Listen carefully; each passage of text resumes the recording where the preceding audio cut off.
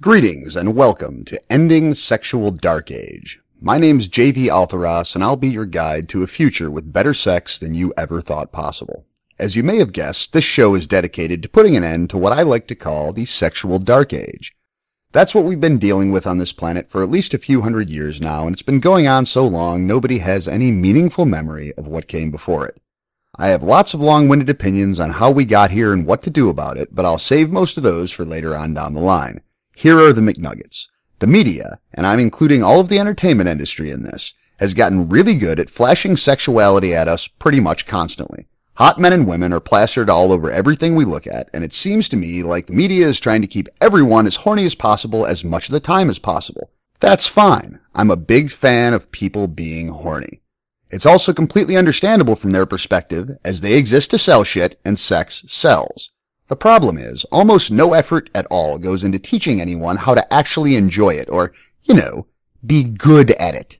Society continues to overstimulate and undereducate, leaving most people out in the cold. This is a gaping hole in modern life, and I'm going to try my hand at filling it one shovelful of honest talk and practical advice at a time.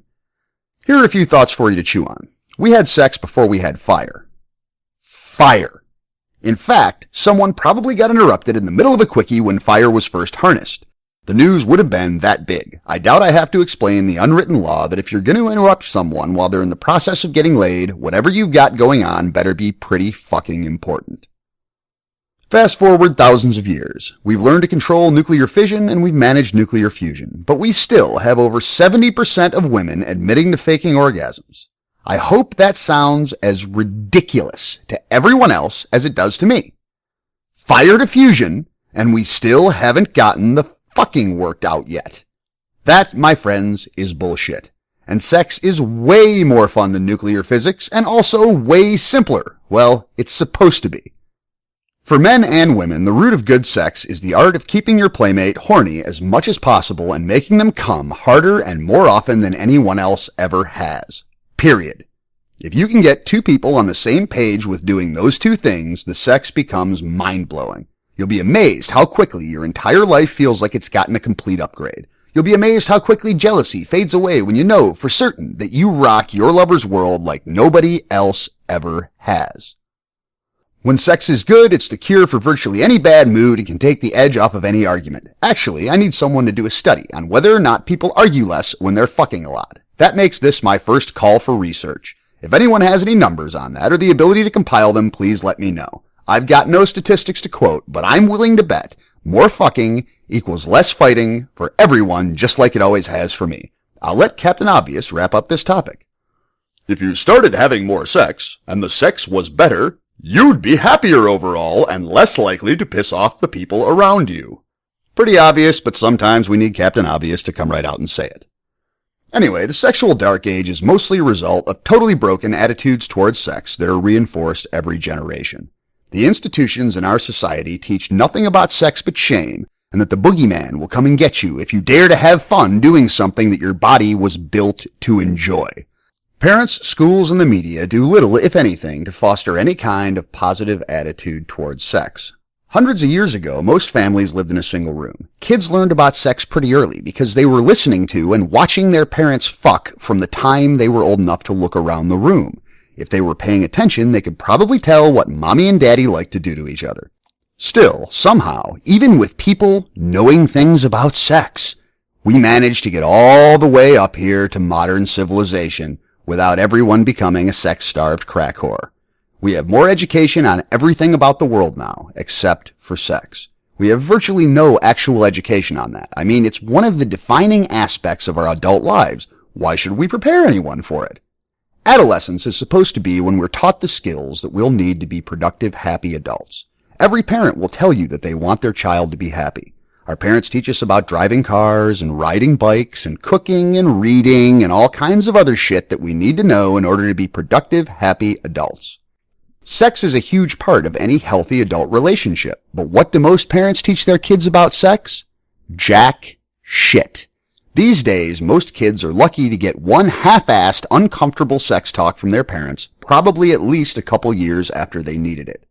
To make matters worse, schools are damn near counterproductive. Most of the information that is given to kids ranges from useless to terrifyingly wrong. There are actually places where abstinence-only education teaches kids that condoms don't protect against pregnancy or disease. It's a flat-out lie, but they don't want the precious little snowflakes to turn into crack whores, which is obviously the only possible result of honest sex education, right? I'm not saying schools should be teaching sexual technique, but I'm saying, for fuck's sake, someone ought to be doing it. Society always resorts to either silence or bullshit when it's trying to keep people from doing something, but doesn't have any cohesive argument as to why they shouldn't be doing it. Shame is used as a tool to keep people from having sex or wanting it or thinking whatever freaky little things they enjoy are normal. This pretty much screws us up from the beginning all the way on through life. Everyone you know is kinkier than you think they are. Everyone. All shame does in the end is keep people from learning how to really enjoy sex. We all know we're going to do it anyway. If whatever you're doing is with other consenting adults, then there's nothing to be ashamed of. For at least a few of you out there, that's probably the first time anyone has ever taken the time to flat out tell you that, but it's important, so I'll say it again. If whatever you're doing to get off is with other consenting adults, there's nothing to be ashamed of. Sex is supposed to be fun. Not something you're scared of or ashamed of or intimidated by. Sex is the best thing in life that's free. You just have to take the time to learn how to do it right. People aren't born being great at anything. It takes years of practice to master music or art or anything else that's worth doing. The same goes for sex. You can't be great overnight, but with years of dedication, you can become absolutely fucking incredible. The problem is, nobody seems to be offering genuine lessons on how to get there. There are plenty of books and websites and podcasts on the topic of better sex. A lot of them have this tone of helping the poor caveman understand the mysterious creature with an extra hole down there. I don't see a lot of advice directed toward women about how they contribute to the impression of their own sex lives, and I happen to have as much to say to women as I do to men. You also have men's magazines full of articles on how to get laid, but rarely what to do when the clothes come off, other than gimmicky ideas that might give you one or two entertaining nights. Nobody is teaching people how to teach themselves how to be better at it. You also have women's magazines making men out to be way, way more complicated than we actually are. Sometimes giving hysterically bad advice about men and sex. And, well, that's about it. If I'm missing something that's out there, please email me to point it out. Every generation is left to stumble through the practical aspects of sex and sexuality, more or less alone, and in the best case, with friends that are equally clueless. A respectable number of us manage to combine persistence with luck in turning over the right rocks to learn a thing or two, but there's no reason it should be that hard. And what happens to those who manage to puzzle out how to be fantastic lovers? Most of them run across someone who realizes how good they are and decides to keep them. Then they eventually have kids, and in the grand tradition of humanity, fail to pass on any useful knowledge about sex to their kids, because they're uncomfortable. Again, sex is a huge part of any healthy adult relationship. Everyone knows it, but parents are too uncomfortable or inexperienced themselves to teach much of anything useful on the subject. Yes, parents can be inexperienced with sex. Having accomplished the mechanics of reproduction has nothing to do with actually knowing anything about good sex. If anyone wants to disagree with me on that, I'll take it back. If someone, anyone, can point me in the direction of a man who was taught how to find the clitoris by either of his parents, you track that guy down and you tell me where to find him, because I want to interview his ass. According to a whole lot of women, most guys never really get it figured out. This is fundamental information, people. No guy should make it to 20 without being able to find the clitoris. There may be many explanations, but there is no excuse in a society proclaiming to be civilized. This is partially a result of the prohibitionist attitudes we have towards sex and everything else that tends to be fun. I bet if you asked any parent if they'd rather see their kids smoking weed or doing meth, they'd say, well, I'd rather not have them doing either, but I'd rather have a stoner than a tweaker. Well, none of them are actually willing to tell their kids that. They're afraid that any implication that any aspect of something isn't 100% bad all the time, no questions asked, is exactly the same thing as endorsing it or encouraging it. This kind of policy assumes that everyone is a complete idiot, unable to think for themselves, and unable to make rational, informed decisions. Most parents would be embarrassed as hell if their kids were actually that dumb. It's unfortunately the prevailing policy about what we teach kids in this country about anything controversial. On a comparative note, marijuana is classified by the DEA in the same column as fentanyl, one of the most powerful narcotics known to man. Because it's just as dangerous as fentanyl? Fuck no. Because this is America and roar, war on drugs, they're all evil equally. Likewise, people are afraid that if they're honest about sex being fun but something you have to be responsible about, little Sally's only going to hear the first part and be selling ass down on the corner 5 minutes later. It's exactly the same idiocy, and it continues to go on every day, simply because prohibitionism is easier than honest conversation on uncomfortable topics, and we always take the easy road. So, being that I have a microphone and I know how to use it, I decided that I'm going to start fighting back. I also haven't found much of anything out there tackling the topic of why we seem to be sexually crippled in modern society. Maybe I'm the only person who noticed, but I doubt that somehow, and I think maybe people either don't have opinions or maybe they're afraid to call out the culprits. I'm not afraid. There's little to be gained by calling them out by name, but I'll go a little retro here and refer to them as the establishment. You can probably guess who they are. After a couple of decades of my own enthusiastic exploration, I have some pretty refined opinions on the whys and wherefores of it all, some of which I've already touched on. Some people would say, there's sex everywhere, but that just brings me back to overstimulated and undereducated. We're probably past the point where you're asking yourself why you should give a shit what I have to say about anything. I'm glad you're wondering. I should say right off that I am not a doctor or a researcher. Well, not a conventional researcher anyway. I have no letters to put after my name. I have dedicated myself to learning everything there is to know about the female orgasm. Not from a scientist's perspective, from an operator's perspective. I'll never claim to know it all, but I'll also never stop trying. I have something of a compulsion to figure out how things work. I've directed that compulsion towards a lot of pursuits over the years, but for obvious reasons, sex has always been high on my list. I was also born with a genetic anomaly. I have no shame. I really don't. My mother made an attempt to turn me out Catholic, but they couldn't even sell me that guilt trip when I was 8 years old. I just don't have any. I started out as a teenager with raging hormones and no real idea what to do about them. My friends didn't know anything more than I did, so it was pretty much the blind leading the blind. You know, I was any given American teenager. I don't proclaim to be some savant with special knowledge of sexual secrets. In fact, a lot of the things I'll be talking about at this show aren't revolutionary, but I'm bringing a lot of stuff together in a way intended not only to inform, but to enlighten. There's not much time spent on the big picture on this topic elsewhere, and again, if it's out there, I can't find it. I'm simply what happens when someone spends 20 years or so learning everything they can about sex and how to enjoy it, as a dedicated pursuit. When I had girls letting me tie them up before they were letting me take their clothes off, I knew it was going to be an interesting ride. I embarked on a lifelong quest to understand the female orgasm, which is really at the center of any great sex involving a woman. I won't claim victory, but I've made a hell of a lot of headway. 9 years into a current relationship, my sex life is stellar, and my girl comes more often than any other woman I have ever heard of. Not because I have some special gift, but because I took the time to learn how to make it happen.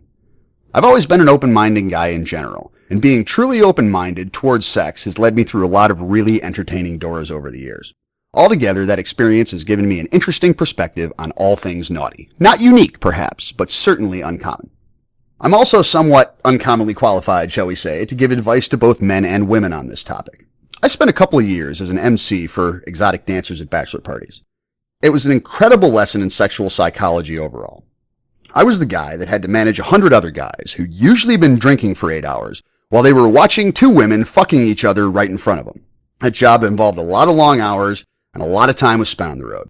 For those 2 years, I spent from a couple to a couple dozen hours a week on the road with 3 to 4 various women at a time who were having constant, graphic conversations about their boyfriends, their sex lives, and everything else they wouldn't normally talk about in front of a guy.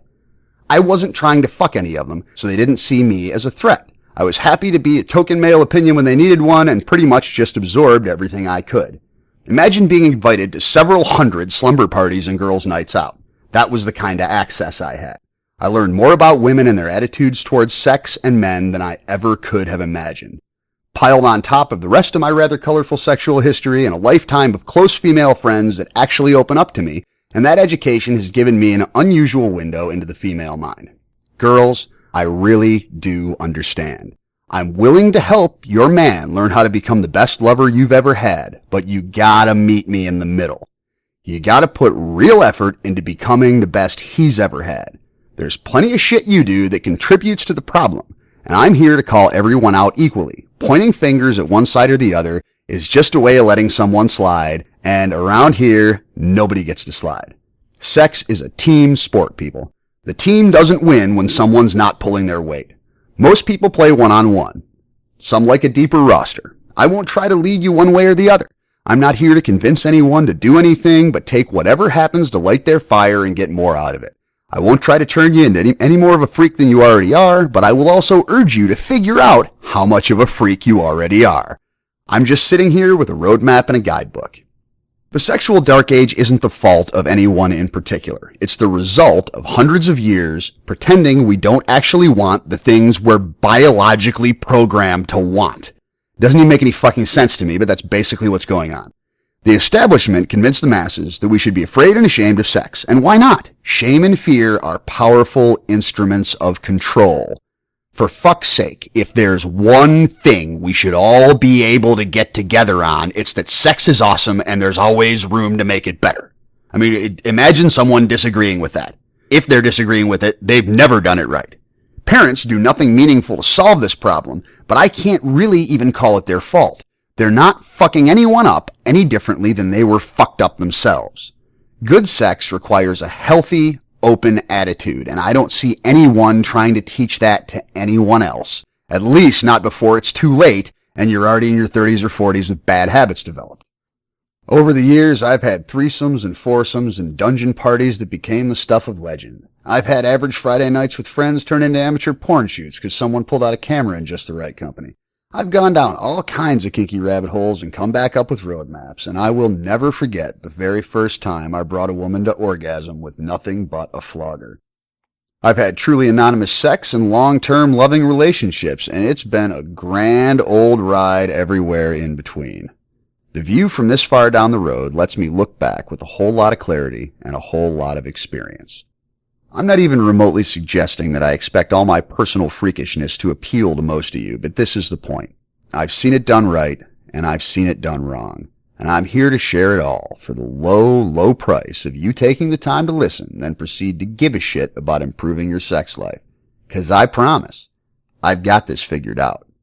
You got nothing to lose and mind-blowing sex to gain. The human body is the musical instrument of pleasure if you take the time to learn how to play it.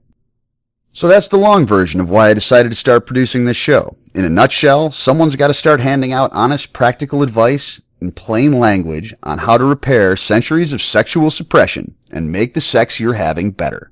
A lot better. Ladies and gentlemen, girls and guys, doms and subs, freaks and freakettes, I am from the internet and I'm here to help. In order to have honest dialogue about sex, we've got to be casual about it.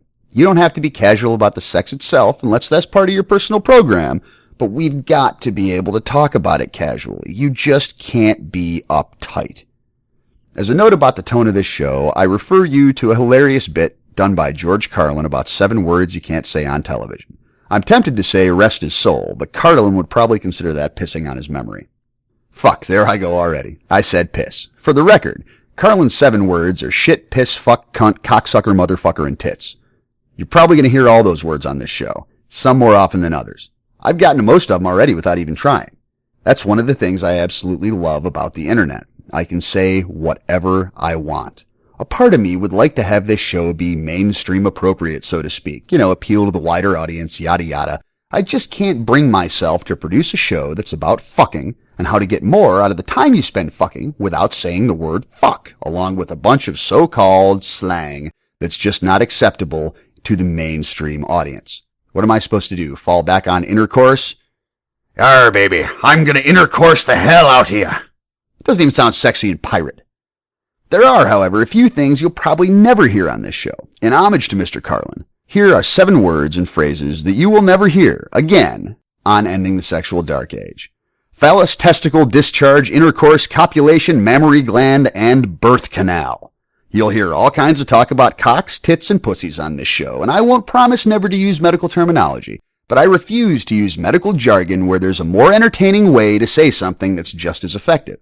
Medical lingo makes everything sound way too clinical and boring. We're not here to get bored. We're here to have some fun. Every episode will focus on some specific aspect of sex or sexuality, with honest, straight talk and advice from someone who's seen way more than his share. I'm always happy to hear from listeners, and I'd be happy to answer questions or tackle certain subjects on request. In fact, I'm hoping for feedback to start guiding my choice of topics as we move on down the road. You can't shock or appall me with anything involving consenting adults, so hit me. I got enough laid out right now for a few months worth of shows, and I'm just getting started. Upcoming topics to include how much size actually matters, the art of giving head, everyone should own sex toys, masturbation is actually healthy, an insider's guide to group sex, kinky isn't kinky anymore, and last but most certainly not least, God, if I could underline this in audio, I would, but I won't scream at you.